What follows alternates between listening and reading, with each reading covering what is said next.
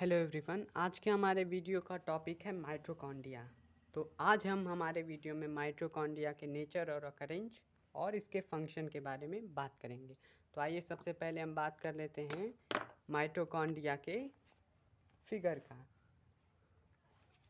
तो माइटोकॉन्ड्रिया जो है एक singular mitochondria tiny body of varying shapes की हो सकती हैं और ये डबल लेयर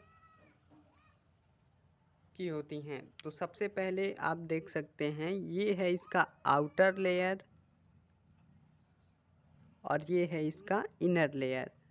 अभी माइटोकॉन्ड्रिया के अंदर चलते हैं। तो माइटोकॉन्ड्रिया में ये है राइबोसोम्स, ये है outer membrane, this is inner membrane, और यहाँ ये जो खाली स्पेस दिख रहा है इसको मैट्रिक्स और इनर चेम्बर कहते हैं। और ये पार्टिकल्स जो जा रहा है इसको डीएनए मॉलिक्यूल, और ये जो पार्टिकल जिस पे F1 पार्टिकल या फिर ऑक्सीसोम्स लोकेट करते हैं उसको क्रिस्टी कहते हैं। तो हमने फिगर के बारे में पूरी तरह से जान लिया है। अब आइए बात करते हैं इसके नेचर और अकरेंस के बारे में। तो mitochondria are tiny bodies of varying shape, rod and size distributed into the cytoplasm. Each mitochondria is bounded by a double membrane envelope. As you can see, mitochondria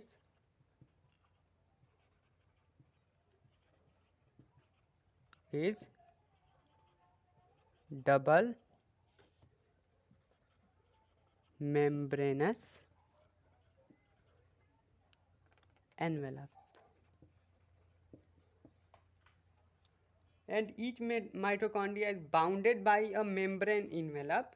Outer membrane is porous, the inner membrane is thrown into folds and therefore have a area several times the surface of area of the outer membrane. These folds are called cristae and are dotted with a small rounded bodies known as F1 particle और oxysomes, जो कि मैंने आपको पहले बता दिया है कि जो क्रिस्टी होता है जो कि माइटोकॉन्ड्रिया को लार्ज सरफेस एरिया प्रोवाइड करता है,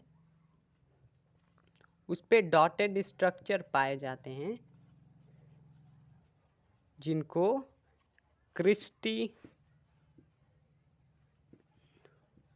या फिर और ऑक्सीसोम्स कहते हैं।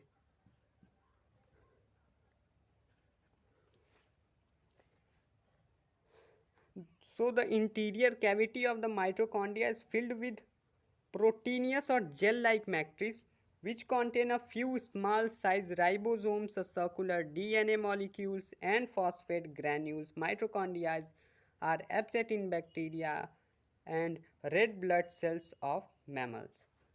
तो जैसा कि हमने छोटे क्लासेस से ही पढ़ते आ रहे हैं कि mitochondria is known as the powerhouse of cell। ऐसा क्यों है? क्योंकि राइबोसोम्स 80% मीन्स माइटोकॉन्ड्रिया में मैट्रिक्स 80% जो है प्रोटीन कैरी करता है। यही मेन रीज़न है जिसकी वजह से माइटोकॉन्ड्रिया को सेल का पावर हाउस कहा जाता है। वैसे अगर हम बात करें माइटोकॉन्ड्रिया की खोज की, तो माइटोकॉन्ड्रिया की खोज सबसे पहले कोकिलर ने 1850 में कीटों को डाइसेक्ट करके उनके स्ट्रेटेड मसल्स में देखा था। फिर फ्लेमिंग और अल्टमान ने 1894 में इन्हें बायोब्लास्ट कहा। फिर सी बेंडा ने इन्हें माइटोकॉन्ड्रिया नाम दिया।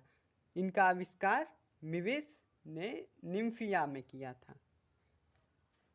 फंक्शन के बारे नेचर और अकरेंस के बारे में हो गया। अब आइए हम बात करते हैं, थोड़ा सा बचा है। A few small size ribosomes, a circular DNA molecule and a phosphate granule. Mitochondria is absent in bacteria and red blood cells of mammal. यानी कि जो बैक्टीरिया होते हैं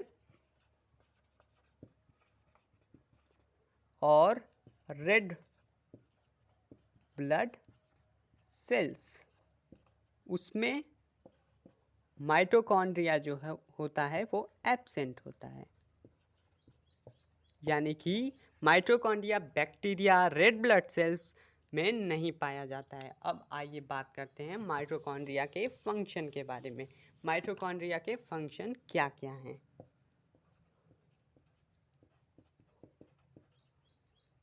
ऑफ माइटोकॉन्ड्रिया। तो सबसे पहले mitochondria is a site of cellular respiration as we know. They use molecular oxygen from air to oxidise the carbohydrate, fats, lipids present in the cell to carbohydrate and water vapor. Oxidation release energy, a portion of which is used to form ATP. ATP means adenosine triphosphate. इसका मतलब है phosphate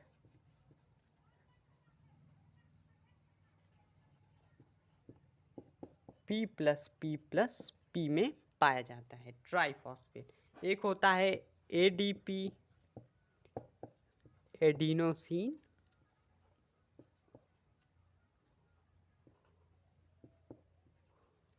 diphosphate. तो जब adenosine triphosphate टूटता है तो P+P diphosphate बनाता है।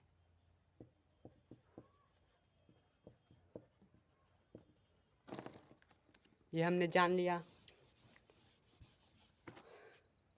So since mitochondria energy stored in ATP is used by the cell, ATP stands for the organic compound adenosine triphosphate. ATP is generally known as the carrier and energy currency of the cell. If someone asks you a question, यानी कि अगर कोई आपसे ये सवाल पूछ दे कि cell की एनर्जी कैरियर या फिर एनर्जी करेंसी क्या है, तो आप कहेंगे ATP यानी कि एडिनोसिन ट्राइफॉस्फेट। ये सवाल पूछे जा सकते हैं आपके आने वाले नीट एग्जामिनेशंस में और अदर कंपटीशंस में भी। So ATP stands for organic compound adenosine triphosphate. ATP is generally known as energy carrier or energy currency of the cell. It is common cellular fuel used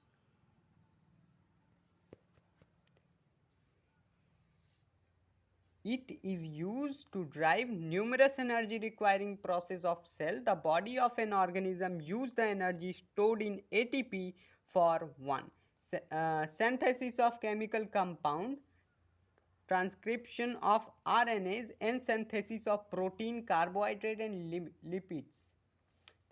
Mechanical work such as construction of muscle, movement of cilia and flagella, conduction of nerve impulse, and production of heat, electricity, and light are being done by ATP. Now, mitochondria are able to make some of their own proteins, so they are regarded as cementitious organelles. तो इसी तरह की videos के लिए बने रहिए हमारे साथ। हमारे चैनल को सब्सक्राइब करें, वीडियो को लाइक करें, शेयर करें और कमेंट ज़रूर करें अगर आपको अच्छा लगे तो। Thank you, bye bye.